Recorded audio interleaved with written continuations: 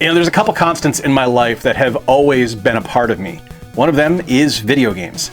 You guys are here, you know I like video games. What's going on, everybody? I'm Jay, welcome to Square Pegs. If this is your first time here, you don't know that I like video games, but you probably have a pretty good idea about it because this came up in the algorithm suggested for gaming videos.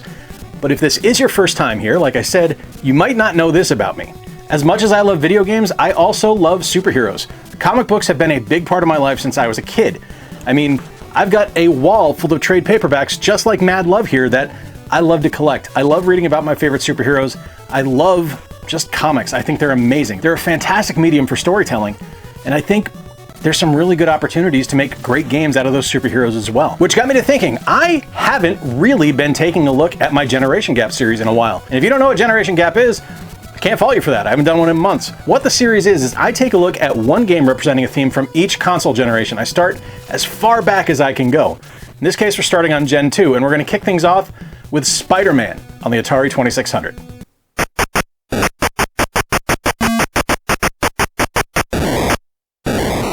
This one surprised me because I am not a huge Atari fan, as I've made abundantly clear on this channel. But when I was doing my Spider-Man ranking video, link on screen right now for your perusal, I had to go through and test every single Spider-Man game ever released. And Spider-Man on the Atari 2600 was not something I expected to enjoy nearly as much as I did.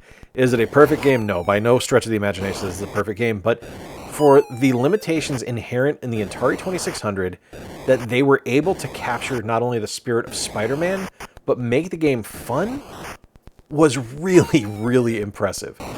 I thoroughly enjoy this game. Is it something that I need to go back to constantly? No, certainly not. It's not something I'm going to be playing once a week, maybe not even once a year. But it's a really damn fun game. And if you haven't played it, I suggest you do so because it is not going to disappoint. It's really fun.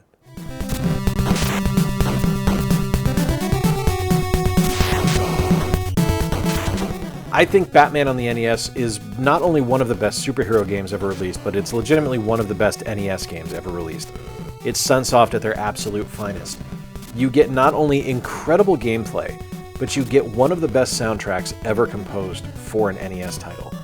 And everything in the game just works. Like, it somehow manages to feel not only uniquely itself, but also decidedly set firmly entrenched in the Tim Burton Batman universe from 1988. It's a ridiculously fantastic game that just, it sticks every landing. Like, it blows my mind that this game is as good as it is, and it kind of perfected Batman games that we haven't really seen the likes of in many cases. Now, yeah, things like Batman Arkham games and the Adventures of Batman and Robin on the SNES are just as good as this one, but for Sunsoft to just hit a grand slam on their first at bat in the majors with this is incredible. It's a perfect game. It really is. It is a perfect NES game.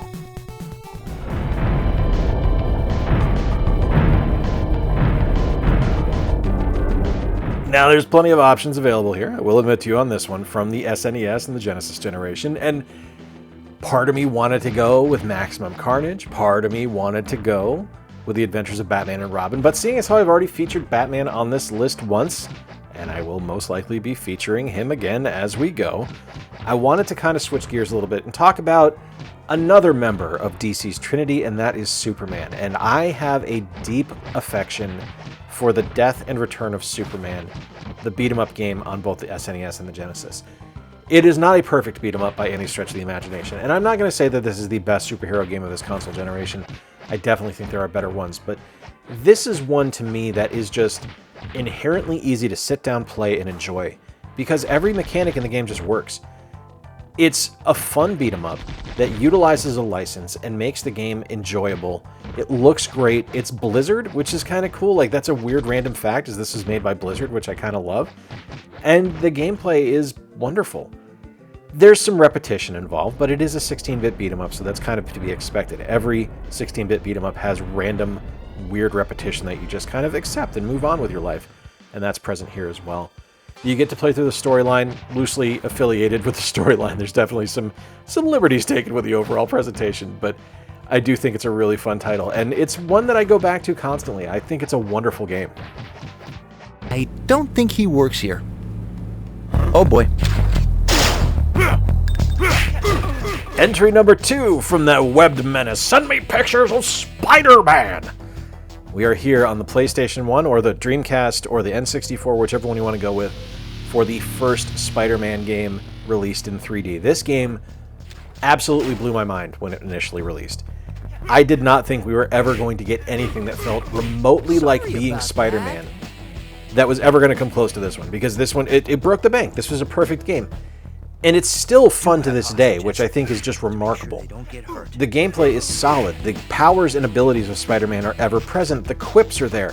The city is foggy. I will give you that. It's a little bit, it's definitely playing fast and loose with what the city could be that we will see on future console generations, specifically on the PlayStation 4. So you kind of have to fill in a little bit of the blanks yourself, especially if you're playing on the N64, but the gameplay itself is solid, and it's there, and it's fun, and it's enjoyable. It's really a wonderful title that kind of spun off some amazing, amazing games. Spider-Man 2 Enter Electro is also fantastic. You can't go wrong with either one of these. These games are both wonderful, but I think of the two, I'm going to go with the first one just because, I mean, you kind of dance with the one that brought you, right? This is the one that brought me into 3D superhero games. It's the one I'm going to stick with.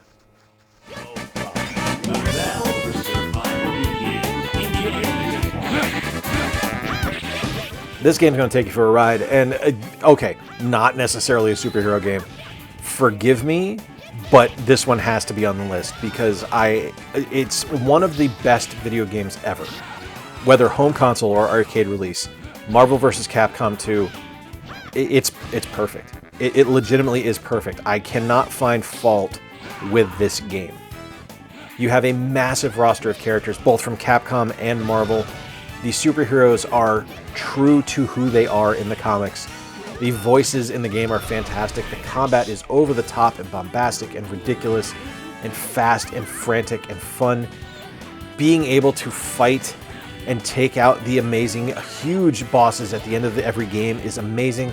I love the unlock mechanic, especially on the Dreamcast one, having the different kind of lottery system to be able to get the different characters. I just love this game. I legitimately think this is one of a few games that I will look at and say that game is perfect and doesn't need to change. MVC2, top of the list for me. My favorite fighting game of all time, and just a perfect usage of Marvel superheroes.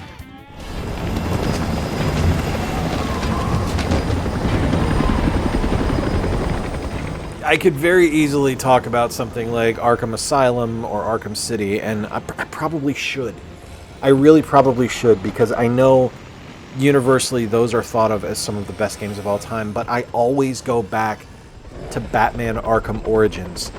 And yes, I know this doesn't feature Kevin Conroy, it does not feature Mark Hamill, but I love this game so much, and there's a lot of things that go into my adoration of this title. I love superhero deconstruction. I love finding out the motivations and kind of the psychological aspect of who these characters are based on their early years.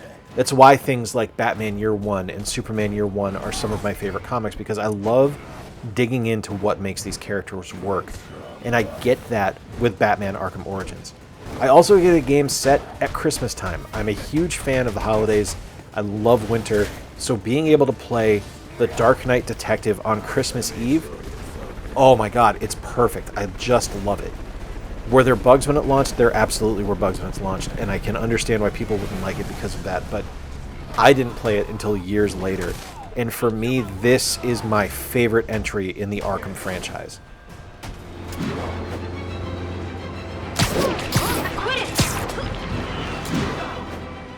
I cannot say enough good things about Marvel's Spider-Man on the PlayStation 4. There isn't a thing in this game that misses for me. Everything from the character designs, to the voice acting, to the unbelievable ability to traverse Manhattan as Spider-Man, and to go anywhere in the city that I wanted to, was just mind-blowing to me. And yes, I could extend that into Miles Morales and Spider-Man 2, but the entire foundation for this franchise was laid right here. And truth be told, I actually think it was laid back on the first Spider-Man game on the PS1, but that's a different conversation for a different day on a different video. Everything this game does, it lands and it absolutely nails. Whether it's the unbelievable combat experience that you have playing as Spider-Man, the ability to find the different unlockables and hidden objects throughout Manhattan, the abilities, the suits, the amazing radio broadcasts from J. Jonah Jameson as you're swinging through the city are just, everything works. I even like the DLC. Most of it. There's some parts of it I don't like, but I like most of the DLC. It's really one of those rare games that, kind of like Batman on the NES and Marvel vs. Capcom 2, I can look at and say, this game's perfect. Easy for you to say. You've got a pointy stick. No, I mentioned Spider-Man 2 and I mentioned Miles Morales when I talked about Spider-Man on the PS4, and I don't want to bring those up again here because I want to kind of look at something else because, I mean, obviously, first off, I've already spoken about Spider-Man 3 times. I don't need to talk about him again. You guys know I like Spider-Man games.